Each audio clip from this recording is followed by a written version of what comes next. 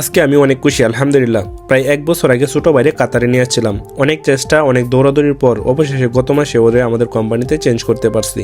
আর আজকে ওর জীবনে প্রথম মাসের স্যালারি আসছে। সকালবেলায় ঘুম থেকে উঠে কম্পাউন্ডের রেস্টুরেন্টে 1 কাপ গরম দুধ খাইয়া এটিএম কার্ডটা হাতে নিয়ে রওনা দিলাম ছোট ভাইয়ের কাছে।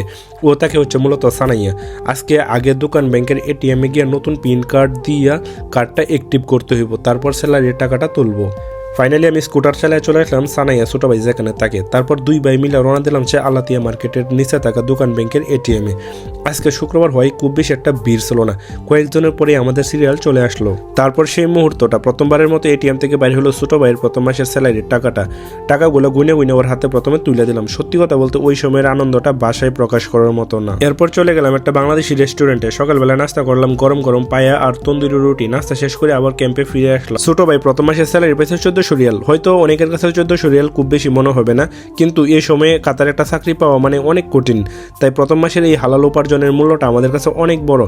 এটা শুধু বেসিক স্যালারি, এখানে কিন্তু ওভারটাইম যোগ হয়নি। ইনশাল্লাহ সামনে আরো ভালো হবে, স্যালারিও হয়তো বাড়বে।